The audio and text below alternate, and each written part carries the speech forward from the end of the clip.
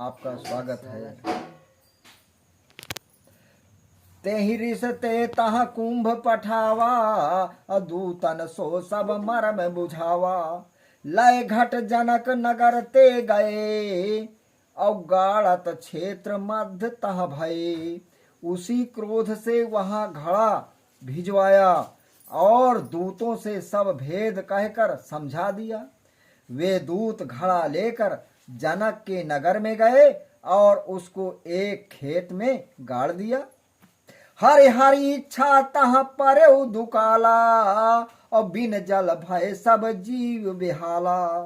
और जनक यज्ञ रचना तह ठयऊ, और चामी कर हल कर सत भयऊ।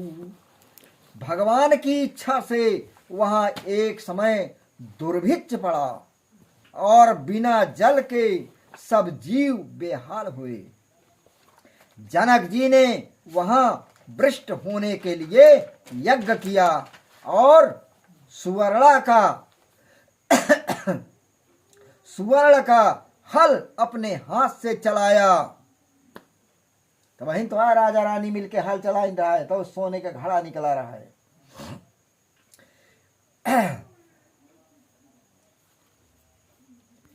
भूमि विदारण होत ही जग मंगल दातार, हर प्रकट्यो सिंहासन सुभगो, अद्भुत तेज अपार।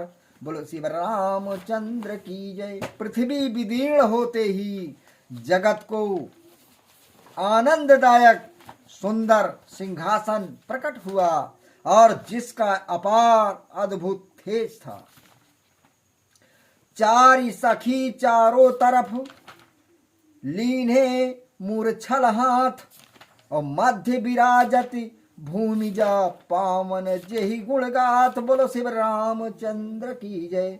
चार सखी चारों तरफ मूर्छल हाथ में लिए विराजमान हो रही थीं। मध्य में भूमिजा भूमिपुत्री शोभायमान थी और जिसके गुणों की कथा पवित्र है। देख विदेह विनय सब ठानी, और भई तुरत कन्या सुखदानी। हर सखिन सहित सिंहासन सोई, अवंतर भयो चकित सब कोई। तब यह देखकर जनक जी ने विनती की और भूमिजा तुरंत सुखदायक कन्या हो गई। फिर वह सिंहासन सखियों सहित अंतर्धान हो गया और सब कोई चकित हो गए। रोदन सुनत सुनैना रानी, अलीन उठाए गोद सुख मानी। सुनैना पार्वती जी, जनक जी, उसका रोना सुनकर सुनैना रानी ने सुखमान गोद में उठा लिया। अति पवित्र जानकी नाम रखा उसका। और नारद जी ने आकर सीता कहा। हर सकल लोक पत प्रभु सुख राशि, और सो मिल है बर नित्य अविनाशी। और जनक सुता नित बाढ़त कैसे, और शुक्ल पक्ष कर चंदा जैसे। जनक सुता दिन दिन जो है वो कन्या जो है सीता जी बढ़ने लगी, जैसे शुक्ल पक्ष का चंदा जैसे हो शुक्ल पक्ष का। और नारद जी बोले, जो सब संसार के पति सुख की राशि अविनाशी नित्य स्वरूप है, वे इसको वर मिलेगा।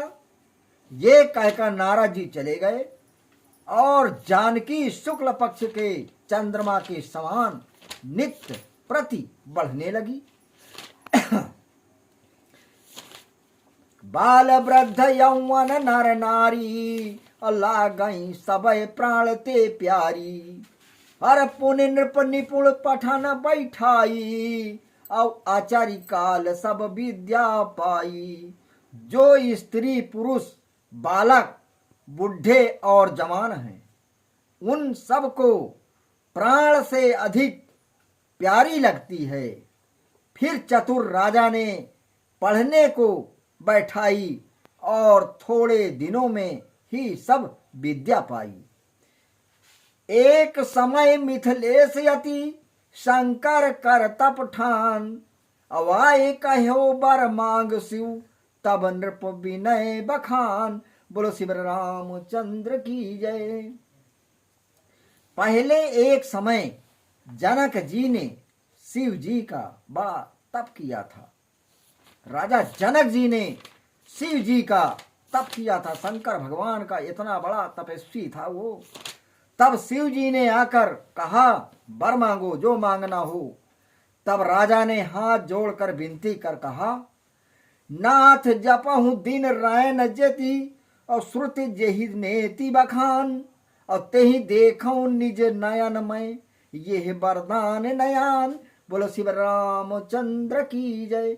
हे स्वामी, तुम जिनका रात दिन जप करते हो और जिनको वेद नेति नेति कहकर बखान करते हैं, उन ईश्वर को हम प्रत्यक्ष देखें, यही वर दीजिए और कुछ नहीं।